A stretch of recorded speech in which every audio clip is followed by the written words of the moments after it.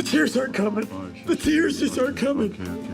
Just to be clear, it looks like he's dead or he is dead. It just looks like he's dead. He's got, like, blue paint on him or something. But he's going to be fine. What is wrong with you? Doctor! Welcome back to Thinking Critical. This is Wes, and it's time to talk about my personal top 5 comic artists of 2020. Now, me personally, I am not an artist. I know what I like, and I can sometimes explain to you exactly what I'm like. I know when a face is wrong. I know when, like, an action piece looks great, but I need somebody with a little bit more technical expertise in this area. So I brought in my friend, comic book artist Timothy Lim is on the channel from Common America, and he's going to talk about my personal 5 favorite comic artists and kind of what separates them from the pack, what it is that they do good. Obviously, Tim, how are you doing here today, buddy? I'm fantastic. Merry Christmas to everyone listening and to your Thinking Critical family, and Merry Christmas to you too, sir.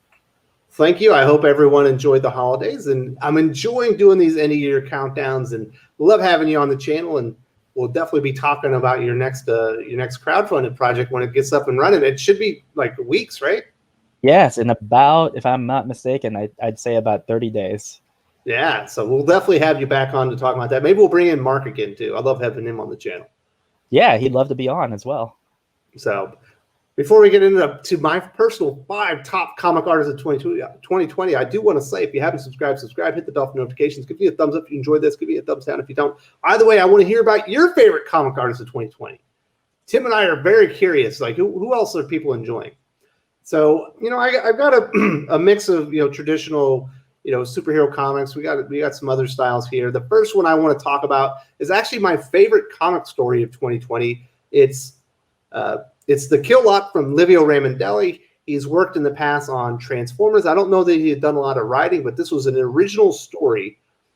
And one of the things that stands out, it's a pretty tight-knit story, about 4 characters.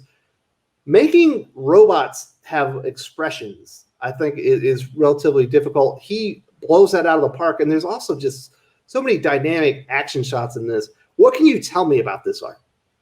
So Livio Ramondelli, his art style is very reminiscent of Ashley Wood, who's a pretty prolific painter, I think out of either New Zealand or Australia. Please forgive me for listeners in either country. I always get those two mixed up. What he does, he focuses a lot on a painterly style with geometric shapes, which actually works really well, obviously, for robots, because you want a degree of symmetry, but you also want it to not look stiff. And I think, again, going back to Ashley Wood, I think that's one reason that made him such a really good artist, is he was able to convey mood through like a painterly texture and aesthetic.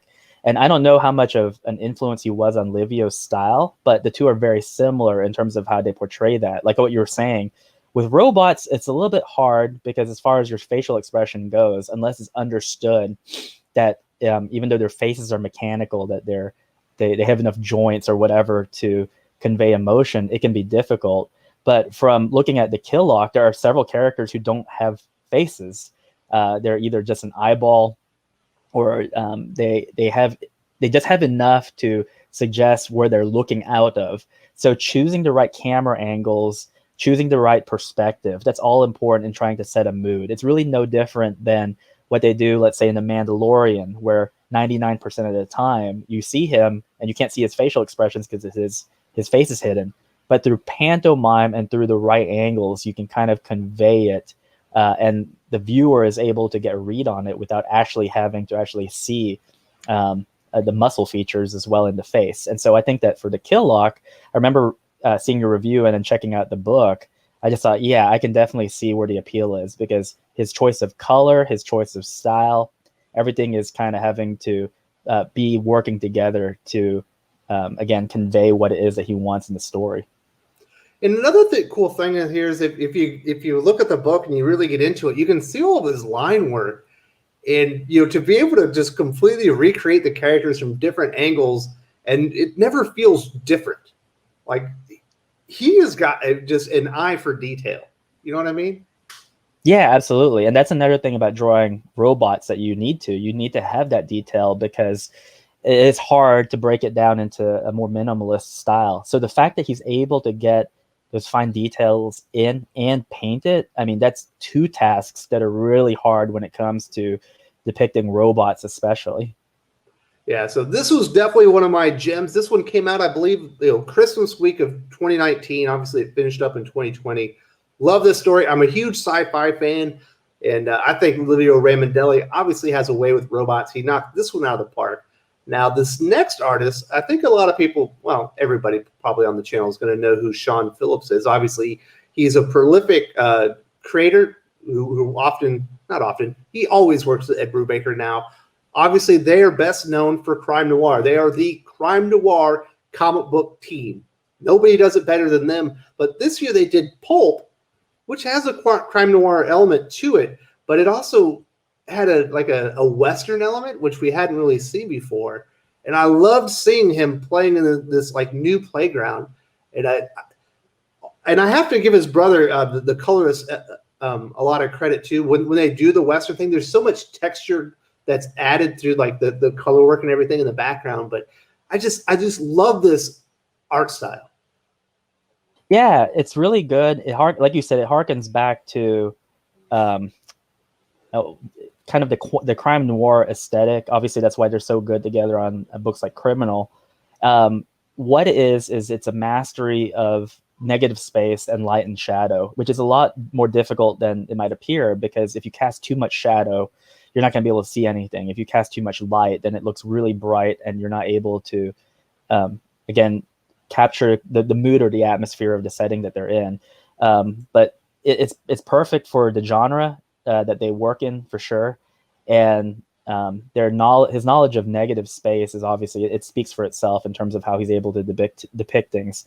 One of the shots that you had, one of the screen grabs that you sent me was a series of panels involving a black car, like a 1940s car in like Chicago or something. And so the car is like stark black. It's a moving object across the screen. But what he makes sure to do is in those panels, the solid black is the vehicle. Everything else is sparsely detailed so that it puts emphasis on it. And so not everything, so everything is visually balanced.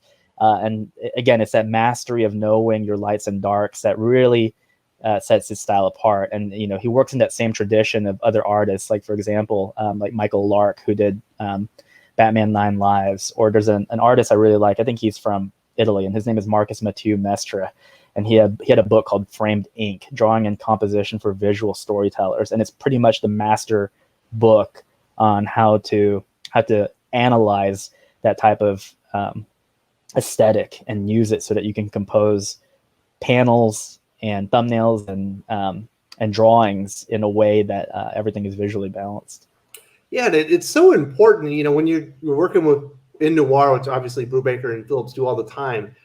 It's all the colors and everything just create a mood, and he is the master of it. That's why they've been doing it. So everything that they do just has a mood to it, and I just draws me back to it every time. And he makes it look so easy as well. I know when I was drawing in my early college years, I really liked that noir style, black versus white, the Sin City vibe. Mm-hmm. I remember picking up Sin City Volume 1 and looking at it, and I thought, wow, this looks really easy. But then you start doing it, and it is like a series of complex geometry and math equations in your head. The right amount of value in something, the right amount of dark versus light. It is very tricky to pull off, but again, that's why Sean Phillips is a master at it, because he makes it look so easy. Absolutely. So let's get on to some more traditional superhero type comics. Now, this first one, I think we talked about him last year, or you made sure to mention for his work in the Super Sons. We're going to talk about Jorge Mendez. If he wasn't a superstar already, and as far as I'm concerned, he was, but his work on Joker War with James Tynion, obviously in Batman this year, is just phenomenal. The work speaks for itself. He is manga inspired, but the thing that I think that draws me into his work is he does so many cool layouts. It's always different, especially in a story like this. It feels like frenetic. And it's almost discombobulating at times. And like on the one on the left, you can see Joker's face, and I love his layouts. Yeah, he does the thing where he doesn't have the typical grid layout for his panels. He always makes sure to vary them, and that's hard because you always have to decide which panels get more emphasis, which ones get less. And what makes it difficult for fight scenes is typically you have a fight going on, but on the other hand, you have really important bits of like monologuing or conversation going on. And in your head, they're of equal importance. So how do you distribute them in a way that is able to not diminish something else? And I think he pulls that off really well. He comes from that same aesthetic style as, let's say, Sean Gordon Murphy. I think both of them are definitely influenced by manga, but still retain their Western aesthetic. And I think where the appeal lies is they use really sharp features and very jagged textures to convey their characters and the direction of flow and dynamism. And so Jorge Mendez, I'm not surprised that he makes your list again, because as far as DC and Marvel Comics, the big two, he's definitely up there. I mean, definitely in an A-list category, and it's not really anyone's shock that he's up there still. Yeah, one of the real benefits of having that manga-inspired Western art is the over-the-top facial expressions. You really he's got a real mastery of it. You just look at the Joker in here; he's so maniacal. And he's going through moods as the fight is happening, and it just adds layers just to the visual story, you know? Yeah, and it's the idea that in visual storytelling, you're just trying to convey the emotion. Sometimes you have to break the laws of physics to do it. And obviously in Western animation, we do it all the time in cartoons. But sometimes in comics, you have some people who are so hitched to realism that they don't want to break that. Now, you look at these panels with, say, the Joker. I mean, there's one in particular where it almost looks like his jaw is unhinged, but he does it to accomplish the idea that he's in this maniacal laugh and he's taunting Batman. So you break the rules just enough to convince the reader of what's going on and what the mood of the character is at the moment. And he pulls it off like most people in the manga industry can, which is good. Mm-hmm. All right, so let's get into my top two. And this one, I've been raving about Marco Chichetto even before he got on Daredevil. When he was working on Old Man Hawkeye, I ended up doing the covers there at the end. He was, he's been with Chip Zdarsky since the day this was launched. He doesn't do every story art because apparently his art does take a little bit of time. He has fantastic levels of detail. His action flows really well. But I also always notice, like, he knows when not to put the background in, to put the focus on whatever that moment is. And it would be really easy for him to oversaturate a lot of his panels with lots of extra details that would actually like make the action flow, not flow as well. You know what I'm saying? Yeah, absolutely. And his backgrounds are really rendered when he draws them in, which is the majority of the time. But like what you were saying, he knows when to let up on it. And that's a trick that comic people use, at least the ones who know anything, which is once you've established where the background is, you technically don't have to put it in again because the mind of the reader already fills in that gap. So he's able to utilize that space for something else. So, for example, in the pages of Daredevil, when he's fighting someone, if they're falling off a rooftop, he'll draw the street below to create that sense of depth. Like, hey, this is how much distance that they're falling. But assuming that the fight continues, he might fill in the next panel with motion lines. And that's really cool. That's the smart thing to do because the emphasis is no longer on how far you've fallen. That's already been established. It's the fact that the motion lines create that sense of impact, that something is about to happen or is in the process of doing it. So just as we were talking about with Jorge Jimenez, he's another person who knows his composition really well. He takes full advantage of it, but he has enough minute detail to make it very visually appealing. The other thing I like about his art is that another trick that comic book artists will use is that you don't show the impact. You show what happens either before or after it. And what he does is a little bit tricky because he does both. So whenever he's drawing, let's say, Daredevil doing backflips and stuff, he will actually show him gripping something like a street light and in mid-flip. And a lot of people would probably be like, no, you don't do that. You just show the flip. You don't show him holding on to something. But he pulls it off in a way where it's as interesting as seeing, let's say, a gymnastics move where you're like, whoa, that was cool that shot was taken at just the right time. Or when he's stomping on someone's face, he makes sure to show that moment of impact. So he takes that kind of risky move in showing that movement when it's necessary. But I think for him, that really does augment his visual storytelling, especially his action scenes. And another thing about Marco Chichetto that I really like, especially on Daredevil, is when Daredevil's in a scene, no one ever looks cooler than he does. He's always got the coolest pose. He's in the best action scene. You know what I mean? Yeah. And it just the character, the hero pops out. Like the hero should always look dope, and he makes sure that happens. Yeah, absolutely. And if you're showing it on the stream right now, it's probably the pages that you showed me. And I mean, come on, you don't even need the dialogue to tell what's going on. It looks really good. Yeah. So definitely loving Marco Chichetto. Hopefully he doesn't become Marvel's next big cover artist. He gets to stay on interiors because he's been killing it on Daredevil. But last but not least, this is what I've considered the best illustrated comic of 2020. I said it the first issue of Batman 3 Jokers. It certainly went all the way through. Jason Fabok. I mean, if you were introducing somebody to comic books and you wanted them to see like what a, maybe the best that a comic book could look like, this is what comic books traditionally are before you introduced them to maybe some of the crazier stuff Jorge Mendez is doing, or maybe some of the action that Marco Chichetto is doing. You would show them this Jason Fabok comic. It's just brilliantly illustrated. It is classic, Batman at his best. And it's still my favorite panel in any comic is when Batman is hanging with his gun and he can see Joe Chill on that movie theater screen. Jason Fabok, he's in that same. It's like whenever DC is pulling out their A list, there's three of them that kind of stick out in my mind. And to be honest, they kind of blend together in terms of their visual style. One is Faybach. The other one is probably, like, for example, like Brian Bolland.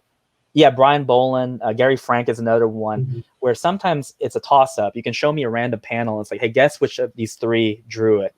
And it's like, you basically have to pull out the gemologist eyepiece to tell who is who. But there's a reason why, and it's because this is kind of like the evolution of how the Western comics style has been going. You want something that is not only compositionally good, but it has to be rendered in a very, very deliberate, craftsman-like way. And it's obvious from Faybach's style and the two other gentlemen they mentioned that just looking at their line work, that they have an obvious mastery and control over the precision of where their lines are. Everything is done very deliberately. You'd be very hard-pressed to find something that's anatomically off or inconsistent. When a while ago when I was talking about Jorge Mendez, we do have this kind of squatch and stretch thing that we do in or that we see in let's say the manga medium, and that's good. I like it because it accomplishes it. But it's as if these artists like Faybach are playing on hard mode, where it's like, I don't need to do that because I know I can convey this emotion or this scene, playing within the rules and crafting it in a way that's consistent with what is considered to be like a Western traditional style. And he pulls it off. And like you were saying with Batman 3 Jokers, that's the inherent appeal of that book, other than the plot itself, is the fact that the art looks like $1,000,000. This book we know was delayed several times. They said they wanted to get it right before they released it. And you can tell that they gave Jason Fabok all the time he ever needed to get every single detail of this comic book correct. It doesn't feel like there's a millimeter on any page that is off. Yeah, and some of these artists who want to copy that style, they end up over-rendering. So it's this kind of fallacy of thinking where it's like, okay, for art to look good, I just have to put more hatching, more lines. And what artists like Faybach show is that that's not how you do it. It is the level of line work that you put in that is necessary to render the image. That's it. And even if you were to strip all of that away and leave the form is solid. So again, like as far as your A-list artist goes, not surprising that Faybach is definitely up there. I think most people would agree he is in the short list of the top talent right now as far as the big two are concerned. Yeah, it's crazy. You're looking at this rope. There's not a rivet out of it. They're all just perfect.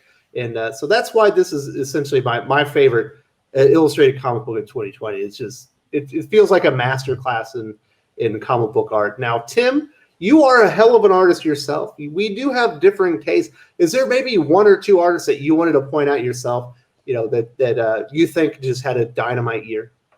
I'd like to point out the artists that people will typically be familiar with. So that tends to be in the big two. I would say that on two ends of that spectrum, you have Jorge Mendez. I would put him as a top. And as far as personal preference goes, I like the visual style. I think him and Sean Gordon Murphy, they have, again, that sharp, angular aesthetic that I personally like, because it isn't that gray area between something that's a more realistic Western style versus something that's a little bit more cartoony and non-representational in nature. Or I'm sorry, not representational, abstract in its nature. On the other hand, you have artists like, and I don't think that they do too much interior work now, but they were doing a lot of covers. I like Guru Hiru. I'm glad that Marvel, I think they have a pretty solid contract with them because they do a lot of cover work, but they used to do Gwenpool, and I think it's a sister team. So Guru Hiru is actually two women who work in tandem with each other. And I like their style as well. But like I said, my tastes are very different in terms of what I personally enjoy. I like the anime and manga influence a whole lot more. But again, as far as your showcase of the people who have made your list in the top two or the big two, then this is definitely solid.